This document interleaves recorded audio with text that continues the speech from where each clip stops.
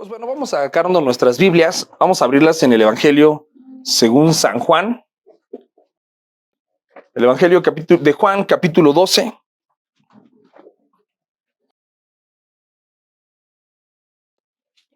Y vamos a leer los versículos 23 y 24 para comenzar con nuestro estudio de esta mañana, que lleva por título Si el grano no muere.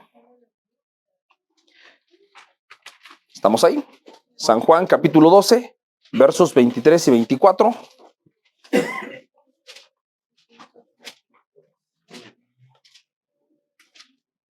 Y Juan 12, 23, 24 dice así: Jesús les respondió diciendo: ha llegado la hora para que el Hijo del Hombre sea glorificado.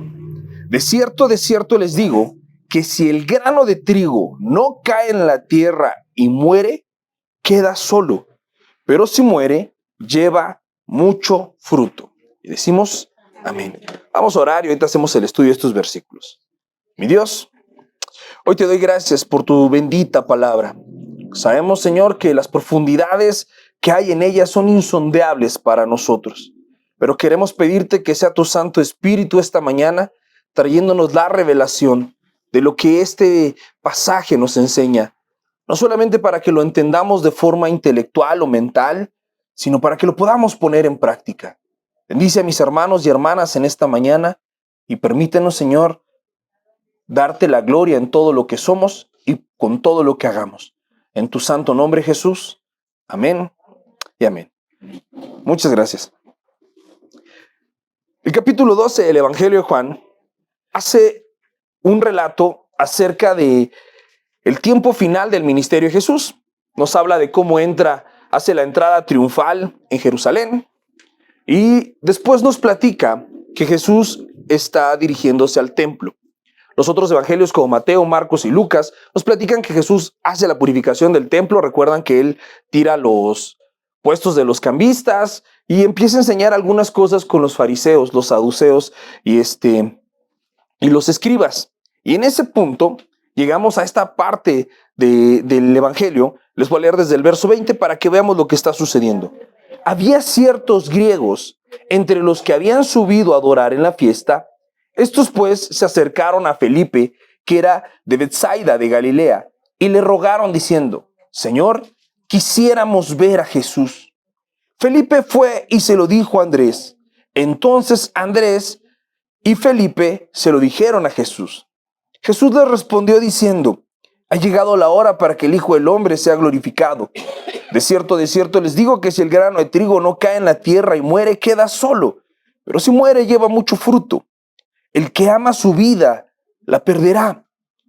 Y el que aborrece su vida en este mundo, para vida eterna la guardará. Si alguno me sirve, sígame, y donde yo estuviere, allí también estará mi servidor. Si alguno me sirviere, mi Padre le honrará. Lo que Jesús está haciendo en este punto es anunciarnos el cumplimiento de su propósito. Sabemos que nuestro Señor Jesucristo vino a la tierra con un plan y un propósito establecido. ¿Cuál era el plan que Dios y el propósito que Dios había establecido para que Cristo viniera a la tierra? La salvación, salvar al mundo mediante un acto. El propósito de Jesús entonces era salvar al mundo. Pero para cumplir ese propósito, Él tenía que hacer una tarea en específico. ¿Cuál era esa tarea que tenía que hacer Jesús? Morir en la cruz. Pero Jesús nace en un pesebre en Belén y no muere al día siguiente en la cruz. ¿Pasan cuántos años? 33 años. Pasan 33 años de que Jesús nace encarnado en María a que va a la cruz. Esos 33 años que transcurren, ¿Jesús tenía entonces el propósito? ¿Sí o no? ¿Lo estaba cumpliendo? Sí. Cada día de la vida de Jesús estaba haciendo algo que lo conducía a cumplir su propósito, que era salvar a la humanidad. Cuando Jesús era un niño en casa de sus padres y obedecía a esos padres, ¿eso abonaba al cumplimiento de su propósito? Sí. Pareciera que eran cosas poco relevantes. De hecho, la Biblia nos cuenta muy poco de esos días. La Biblia nos dice básicamente que Jesús nace en un pesebre, después se lo llevan a Egipto, ¿se acuerdan de esto? Lo esconden mientras están matando a los niños. Luego Dios le habla a José en un sueño y le dice, ya regrésate. ¿Y regresan a dónde? No, de Egipto regresan, no a Jerusalén, sino a... Ajá. Jesús es nazareo, ¿se acuerdan? Entonces, él regresa a Israel, a la zona de Nazaret, y después viaja hacia el norte, donde va a pasar toda su vida. De ahí nos platican hasta que Jesús dice que el niño comía manteca y miel hasta que aprendió a diferenciar lo bueno de lo malo. Él vive en la región de Galilea, Galilea de los gentiles. Cuando tiene 12 años, viaja al templo y ahí se queda discutiendo con los maestros de la ley acerca de las verdades de la Biblia. José y María van de regreso con la caravana, eran unos padres muy atentos, y de repente se dan cuenta que el niño no va con ellos. Hoy en día nosotros no nos podríamos descuidar ni 5 minutos si andamos con los niños en la calle, porque si lo perdemos sería algo grave. Pero en aquel entonces era más seguro y pasaron un par de días y se regresaron a buscar al niño. ¿Y dónde lo encontraron? En el templo, discutiendo asuntos de la ley.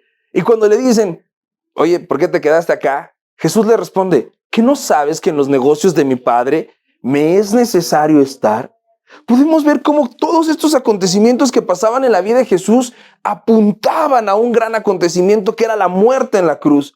Pero nadie nace y está listo para cumplir el total de su propósito. El propósito se cumple día con día.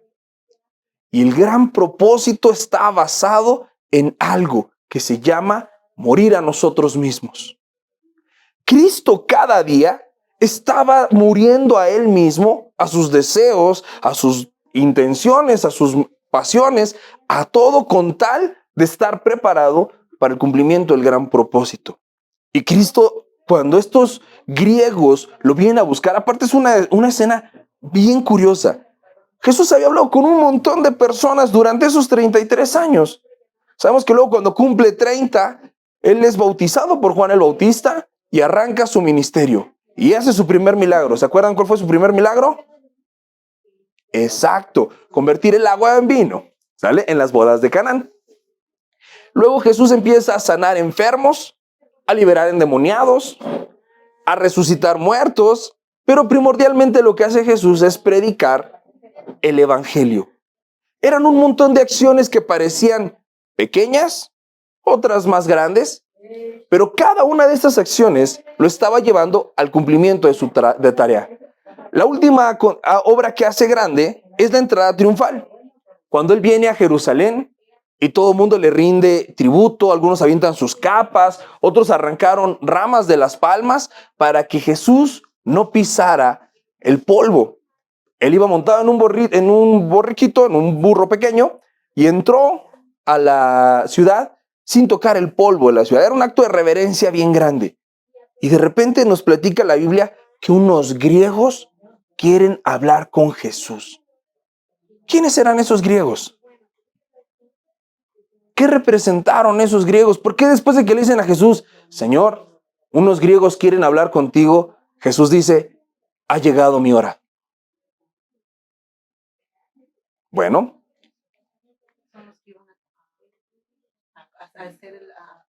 no a cumplir, sino a ayudarlo a llegar a su propósito. Casi, pero no. ¿Se acuerdan a quién le daba Jesús el mensaje al principio? La mujer sirofenicia le dice, Señor, sana a mi hija. Y Jesús dijo, no, porque yo fui enviado a las ovejas de Israel. El ministerio de Cristo, ¿a quién estaba dirigido? A las ovejas de Israel. La Biblia nos enseña que a lo suyo vino, pero los suyos no le recibieron. Y eso hizo que la salvación se abriera a todo el mundo. Cuando los griegos llegaron a preguntar y a querer hablar con Jesús, era la muestra de que Jesús ya había acabado de predicarle a todas las ovejas de Israel, y ahora las demás naciones, los no judíos, estaban conociendo a Jesús y necesitaban recibir a Cristo. el beneficio de Jesús. Todo eso que Cristo vivió durante esos 33 años, les digo, parecían acciones pequeñas y aisladas, pero todas eran importantes y todas eran necesarias para que Cristo llegara a ese momento y entonces sí, estar enteramente preparado y sacrificar su vida para la salvación de todos. Por eso dice Jesús, de cierto les digo, que si el grano de trigo no cae en la tierra y muere, queda solo, pero si muere, lleva mucho fruto. Cristo les está mostrando esto. La vida de Jesús se resume en una cosa: obediencia. Obediencia a Dios y a su propósito. Jesús no hacía algo sin que el Padre estuviera de acuerdo y fuera guiado por el Espíritu Santo. ¿Alguien de ustedes recuerda cuántas horas estuvo Jesús en oración para elegir a los 12 apóstoles? Toda la noche. Jesús ya tenía bastantes seguidores. En ese tiempo se estimaba que tenía cerca de 100 seguidores. Y de esos 100, Jesús tenía que escoger ¿a cuántos? ¿Eso era fácil? No, es complicado. De entre 100 saber quiénes eran los 12, y Jesús no lo hizo, sabiendo que era el Hijo de Dios, y Dios mismo no dijo, tú y tú, vénganse. Lo que hace es ir y pasar toda la noche orando para saber quiénes eran los 12 que serían los apóstoles. Y en esos 12, 11 continuarían la obra, y uno, ¿cuál era el papel de ese uno? Traicionarlo. ¿Qué tan fácil sería esa decisión? Tienes que escoger a 12 que vas a amar y vas a invertir tu vida por completo en ellos, y entre esos 12 tienes que escoger al que te va a traicionar. Jesús nos muestra su vida de obediencia y dependencia a Dios en cada paso, en cada cosa. Y entonces llega a estar listo en este punto y dice, ahora sí, tengo que terminar de morir, para que este mensaje y esta salvación no se quede solamente en el pueblo de Israel, sino que alcance a todo el mundo. Cristo nos da el ejemplo de cómo debemos vivir. No creas que Jesús fue el único creado con un propósito. Bueno, sabemos que Jesús no es una criatura, Él es Dios, pero cuando fue encarnado con un propósito. Tú llegaste a este mundo y tienes un propósito. ¿Cuál es tu propósito? ¿Trabajar para tener dinero para pagar deudas? ¿Empezar el lunes rogándole a Dios que ya sea viernes? Hacer su voluntad. Pero hay una voluntad de Dios general, que es darle gloria, y una voluntad de Dios particular, que es cómo es que tú le vas a dar gloria a Dios. No importa si tenemos 5, 6 años, 10 años como los pequeñitos que están ahorita en su clase, o tenemos 40, 50 o 60 o 70 como nosotros. Para todos hay un propósito. El gran tema es que nosotros no nos parecemos a Jesús, pero deberíamos de. Cristo toda su vida la vivió en obediencia al Padre. ¿Por qué Jesús pudo sujetarse a José y a María? Por obediencia al Padre. Porque José era un hombre imperfecto. De hecho, la Biblia no nos vuelve a platicar de José luego que Jesús regresa a Israel. La última vez que se nos platica de José es cuando le habla el ángel y le dice, ya regrésate, ya se acabó el peligro. Y luego no nos vuelve a decir nada. Bueno, nos platica José cuando van por el niño al templo. Y ya, se acaba. Nos sigue hablando de María y vemos a María en la crucifixión de Jesús cuando le dice, mujer, ahí está tu hijo. Hijo, ahí está tu madre. ¿Qué pasó con José? ¿Quién sabe si murió? ¿Si abandonó en la casa? No lo sabemos, pero sabemos que Jesús era hijo del carpintero. que aprendió el oficio del carpintero. Jesús obedeció a su papá y a su mamá terrenales. ¿Por qué? ¿Porque ellos se lo merecían?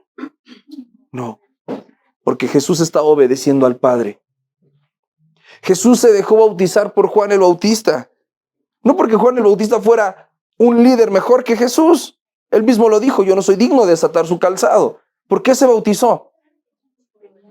Por obediencia al Padre. Si se acuerdan el bautizo, cuando viene Jesús con Juan a que lo bautice, le dice Juan, no, espérame, mejor bautízame tú a mí, ¿no? O sea, yo necesito ser bautizado por ti. Y Jesús le dice, no, bautízame. Esto es lo que nos conviene a los dos. Porque a ti te mandó bautizar y a mí a ser bautizado. Entonces, obedezcamos al Padre. Y lo obedecieron. Por eso el Padre dice, este es mi Hijo amado, en quien tengo mi complacencia. Porque me obedece. Porque se muere y muere a sus deseos para cumplir los míos. Luego que Jesús hace esta afirmación de que es necesario que el grano de trigo caiga en la tierra y muera, llega a la escena del Getsemaní. ¿Dónde está orando Jesucristo? En el huerto, postrado. Es el grano que cayó ¿en dónde? En la tierra. ¿Y qué está haciendo Jesús en esa oración? Está muriendo. Dijo Jesús, mi alma está angustiada hasta la muerte. ¿Jesús estaba exagerando? No. ¿Qué sentía Jesús? Morirse. Una angustia, una desesperación, una preocupación tan grande que sentía que se estaba consumiendo por dentro. Y su sudor eran como grandes gotas de sangre. Y oró, aquí esta respuesta seguro sí la saben. ¿Cuántas horas oró Jesús en el huerto? Muy bien, 3 horas. 3 tiempos de 1 hora buscando a su Padre para obedecerlo. Porque era tanta la angustia que la humanidad de Cristo sentía que quería claudicar. Pero él sabía que tenía que morir.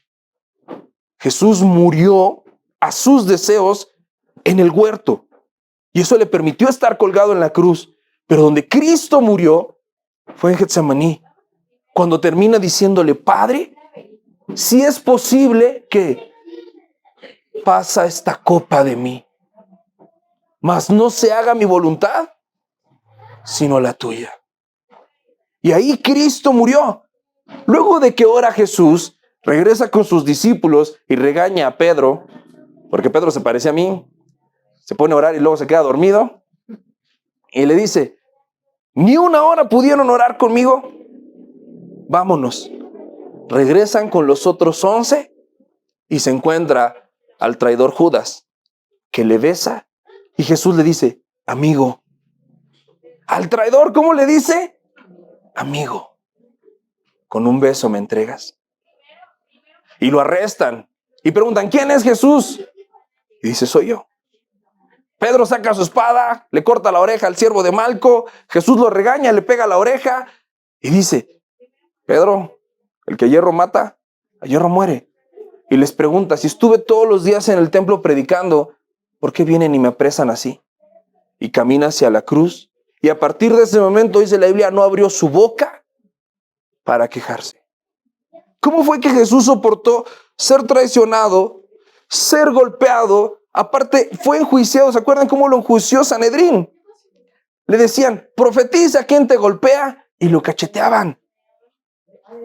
Le arrancaron la barba, le pusieron la corona de espinas, lo golpearon. Poncio Pilatos lo manda a azotar, 39 latigazos brutales. Sale, no quedan conforme y se los entrega para que lo crucifiquen. Y aún tiene fuerza para decir, Padre, perdónalos porque no saben lo que hacen. ¿Dónde obtuvo Jesús la fuerza para enfrentar todo eso? En Getsemaní, cuando entregó su vida al Padre. Y antes de morir dice, Padre, en tus manos encomiendo mi espíritu.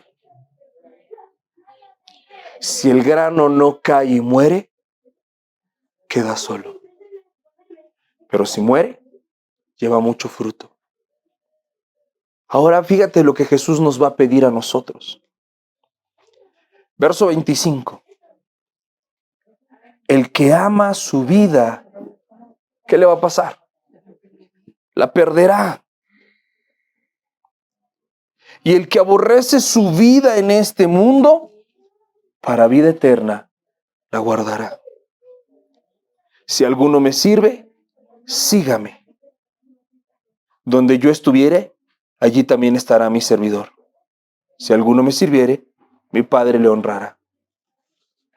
Pensar en el grano que cae a la tierra y muere, por supuesto, es pensar en Cristo y en quien nos ha salvado y somos sus hijos. Pero es pensar en la responsabilidad que tenemos cada uno de nosotros como hijos de Dios. Jesús dijo, si el grano no muere, queda solo. ¿Cómo está tu vida? ¿Cuántas personas tienes a tu lado? Genuinas, reales. ¿A cuántas personas estás impactando? Porque cuando no morimos a nosotros, cuando somos egoístas y queremos defender nuestro derecho, nuestros gustos, nuestra comodidad, nuestra idea, ¿qué va a pasar con nosotros? Quedamos solos y sin fruto. Hay un montón de cristianos egoístas que solamente están pensando en lo que ellos quieren, en lo que ellos sienten y lo que a ellos se les ocurre. Y esas vidas, mis amados, son vidas de soledad y sin fruto. Y la soledad no es solamente la ausencia de personas alrededor de nosotros. Puedes estar rodeado de un montón de gente y aún así estar solo. Porque te aíslas. Porque te crees superior a los demás. O más importante. O más valioso. Los matrimonios. Un matrimonio no puede ser exitoso si no hay dos granos que se mueren.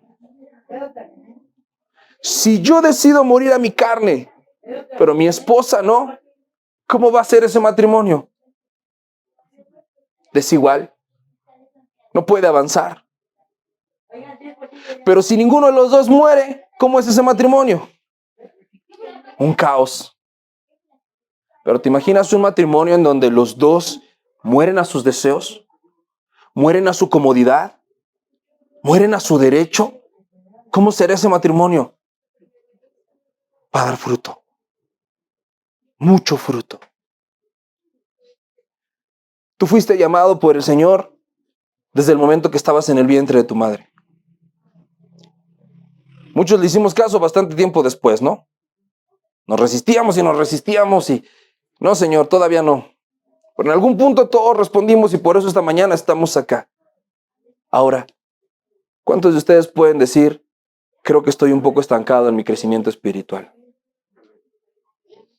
¿Cuántos pueden decir, creo que no he hecho lo que tendría que estar haciendo? La respuesta está en el grano de trigo. Tú eres un grano de trigo. Eres una semilla que Dios ha plantado en este mundo para dar mucho fruto. Pero si no estás muriendo, si no caes en la tierra, si no te postras ante el Señor y rindes lo que eres, si no te derrotas, si no te rindes a sus pies, si no mueres a lo que eres, no vas a dar fruto.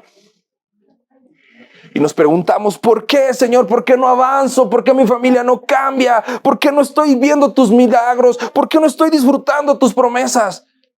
Porque no morimos. Porque somos egoístas, porque queremos pelear y defender lo nuestro. Porque no perdonamos, porque no pasamos por alto las ofensas, porque no queremos sufrir.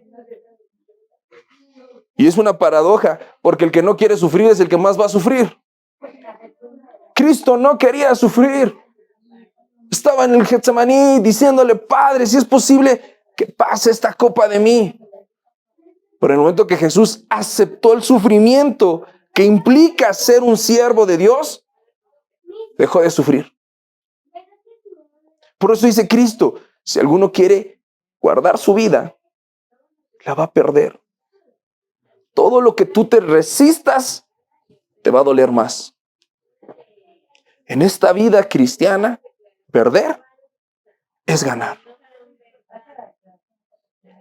¿Cuántas veces nos aferramos a que alguien nos ame?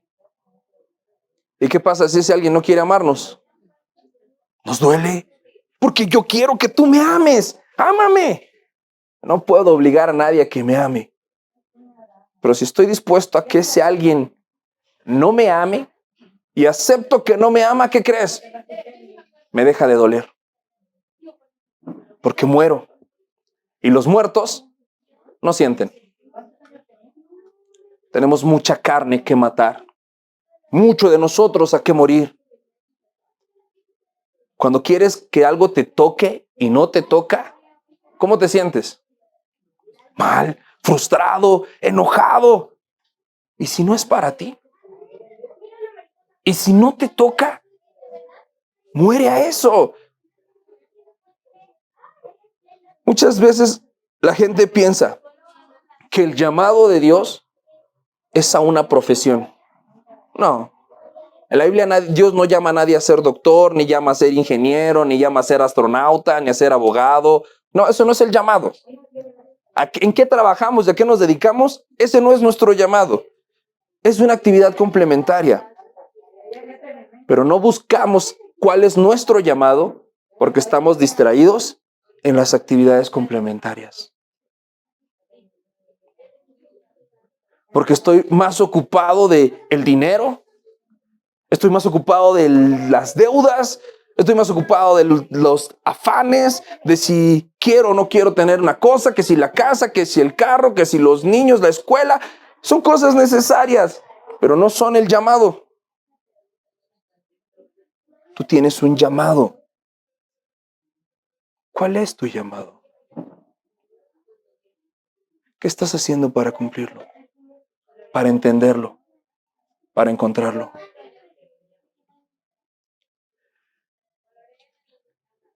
La única manera de morir es en la oración. Porque mira, yo estudiando este tema me daba cuenta de algo.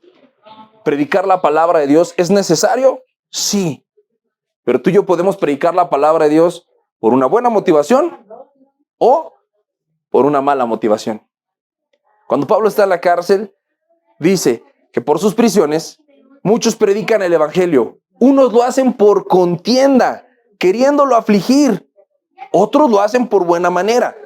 Entonces, tú y yo podemos decirnos cristianos y hablar de la palabra de Dios y tener versículos en nuestro Facebook y en nuestra casa por una buena intención o con una mala intención. Por apariencia o de manera genuina. Pero ¿sabes qué es lo único que tú y yo no podemos hacer aparentando? Estar a solas con Dios.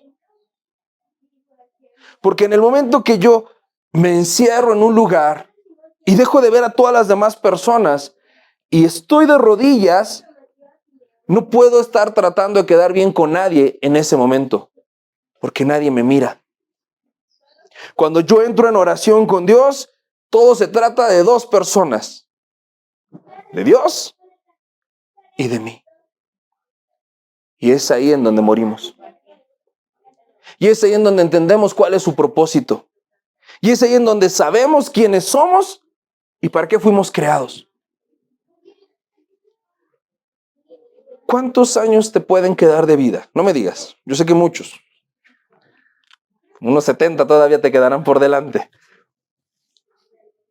Pero no importa si son 70 años o 15 días, ¿cómo los vas a vivir?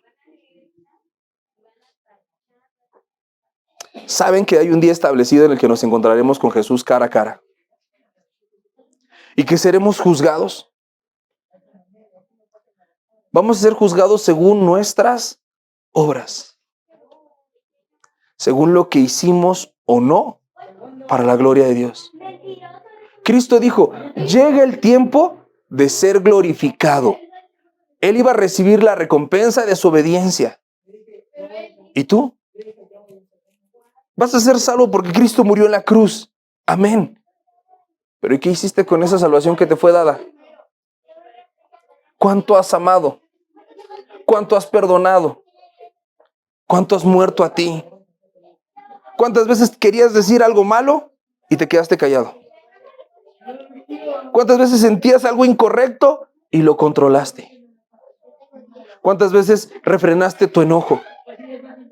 ¿O ¿Cuántas veces le diste rienda suelta a tu carne? Verso 26. Si alguno me sirve, ¿qué dice? Sígame.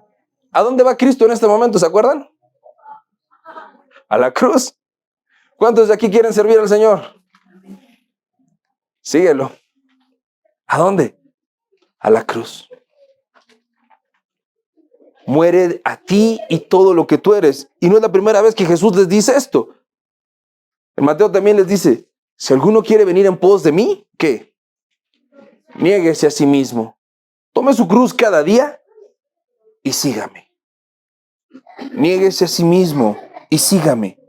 Y nos hace una promesa. Y donde yo estuviere, allí también estará mi servidor. ¿Dónde está Jesús?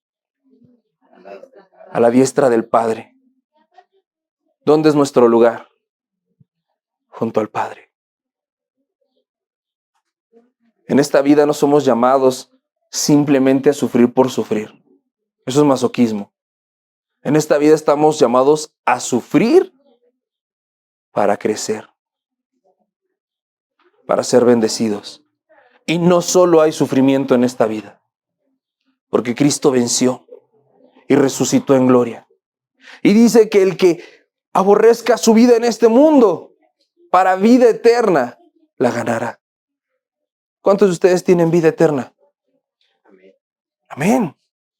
Tienes vida eterna. ¿Qué significa eso?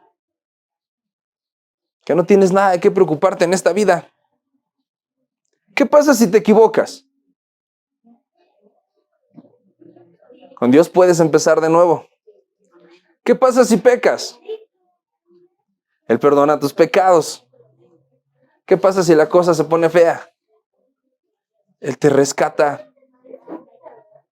Entonces, ¿por qué vivimos tan afanados y tan preocupados? Porque no estamos siguiendo a Jesús. Porque no oramos. Porque hacemos oraciones de 3 segundos. Señor, bendíceme en este día. Amén.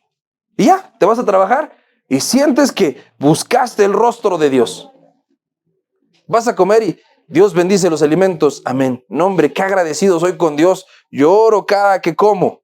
Y es más, hasta también oro en las noches y le digo, Señor, perdona todos mis pecados y borra todas mis faltas. Amén. Y hacemos oraciones así. Eso es realmente orar. Decimos que los católicos están mal porque caen en vanas repeticiones y tienen ídolos. Y los cristianos, a veces, nomás les falta ir a misa los domingos. Porque sus oraciones son vanas repeticiones. Pon atención cómo oras. ¿Cuántas veces empiezas diciendo las mismas palabras y terminando con las mismas palabras? Porque ya lo hacemos mecánicamente. No estamos conscientes buscando a Dios. Y tenemos ídolos. Tal vez nuestros ídolos no se llaman José y María. Pero ¿sabes cómo se llaman nuestros ídolos? De a 50 y de a 200. El dinero es un ídolo. Mi comodidad es un ídolo. Tenemos que morir a nosotros. Tenemos que estar dispuestos a perderlo todo con tal de ganar el propósito de Dios. ¿Cuántos de aquí saben que el propósito de Dios se está cumpliendo en su vida y en su familia? Que puede decir, no, yo estoy seguro de eso. Y cuando dicen, caray, pues yo sí quiero, pero no sé. La única manera que el propósito de Dios se cumpla en tu vida y en tu familia es que tú seas un servidor del Señor y lo estés siguiendo. Dice, si alguien me sirve, ¿cómo se le sirve a Jesús? Obedeciéndolo. ¿Y cuáles son los 2 mandamientos que tenemos que obedecer? Nomás 2 tienes que obedecer. Con esos 2 estás del otro lado. ¿Cuáles son? Amar a Dios por sobre todas las cosas, con toda tu mente, con todo tu corazón y con todas tus fuerzas. ¿Y luego? ¿A quién? Amar a mi prójimo. Amar al prójimo. ¿Quién es el prójimo? Cualquiera que esté cerca de mí. ¿Y cómo lo tengo que amar? Como a mí mismo. Y ahí vemos lo egoísta que a veces somos hasta para orar. ¿Qué pasa si tú tienes un hijo enfermo? ¿Cómo oras? Oh, con desesperación, Señor, sánalo, por favor. ¿Cómo oramos por la salvación de nuestros hijos? Por favor, Dios, te lo ruego, que no se pierdan. Y cuando alguien nos dice que oremos por un enfermo, ¿oramos igual que si fuera nuestro hijo? ¿O hacemos oraciones por encimita? Cuando alguien nos pide que oremos por la salvación de otra persona que a veces ni conocemos, ¿realmente pedimos, Señor, salva a esta persona? ¿O aplicamos el salvación para mí, todos mis amigos, no? Señor, y sálvalo, tú sabes en dónde está, y tráelo, y usamos palabras bien repetidas, ¿no? Y tráelo con tus lazos de amor y que te pueda conocer. Pero son de labios para afuera. No lo decimos con el corazón. No estamos muriendo a nuestra comodidad. Esta semana yo recibí una gran lección junto con mi esposa porque hemos estado orando por una persona de la iglesia que está enferma. Esta persona ha estado batallando con la salud durante mucho tiempo, mucho tiempo. Y ahorita está hospitalizada y en una situación complicada donde ya la desahuciaron. Y acompañar a la familia en ese proceso nos hace entender esa necesidad que tenemos de orar y sentir el dolor ajeno. No solamente de creer que el único dolor que importa es el mío. Porque cuando vemos la necesidad de otras personas, nos damos cuenta que nuestros problemas no son tan grandes como creemos. Cuando miramos a la gente que realmente la está pasando mal, nos damos cuenta de lo egoístas que somos. Que a veces estamos enojándonos por si llovió y se mojó la ropa y hacemos un drama, ¿por qué no la bajaron y no sé qué? Y peleamos en la casa. Cuando hay gente que quisiera que esos hijos a los que regañamos porque no bajaron la ropa, pudieran levantarse de la cama en el hospital en el que están. Y nos quejamos por la comida que comemos, cuando hay gente que quisiera tener siquiera algo que llevarse a la boca. A veces hasta nos quejamos de la iglesia en la que estamos, cuando hay gente que se está perdiendo y no conoce a Dios. ¿Cómo podemos entonces dejar de ser el trigo que está nomás guardadito, que no sirve para nada, y ser el grano que cae y muere y lleva mucho fruto? Tenemos que decidir entregarnos a la voluntad del Señor. Yo sé que hay personas que dicen, yo no entiendo bien cuál es mi propósito. Si no lo entiendes, necesitas orar más. Y ahí Dios te mostrará cuál es tu propósito. ¿Qué es lo que Dios está esperando de ti? ¿Cuáles son las personas por las que Dios quiere que ores? ¿A quién tienes que amar? Y en esta parte de a quién tienes que amar, te voy a dar una sorpresa. Dios te va a decir que tienes que amar a quien tú no quieres amar. Pero ese que tú no quieres amar, ¿qué crees? Lo tienes que amar. Jesús amó incluso a Judas. ¿Por qué? Porque estaba obedeciendo a su Padre. ¿Cuántas cosas estás haciendo mal porque no obedeces al Padre? ¿Cuántas cosas tenemos que hacer diferentes para empezar a obedecer? ¿Les parece si terminamos orando? Ahí en tu lugar, cierra tus ojos.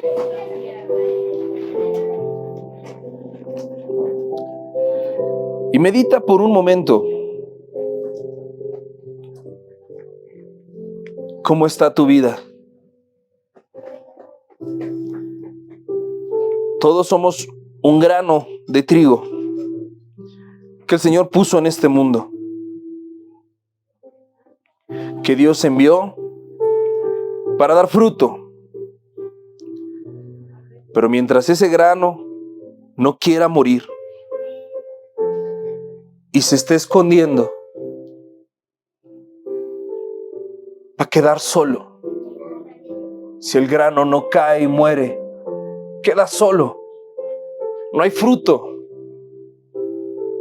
Nuestra vida pasa simplemente existiendo, sin propósito, sin virtud. Tu matrimonio, tus hijos, tu familia, tus padres, tus hermanos, la gente que te rodea, no son una casualidad. Te han sido dados para morir, para que mueras a tu dolor, a tu deseo, a tu anhelo, a tus gustos y obedezcas al Padre. Y te entregues por amor. Y clames y busques el bienestar no solo tuyo, de los demás. Tenemos que caer, mis amados, en tierra y morir, porque así vamos a dar fruto. Nuestros hijos no necesitan un padre, una madre egoísta, ausente, frustrado, enojado.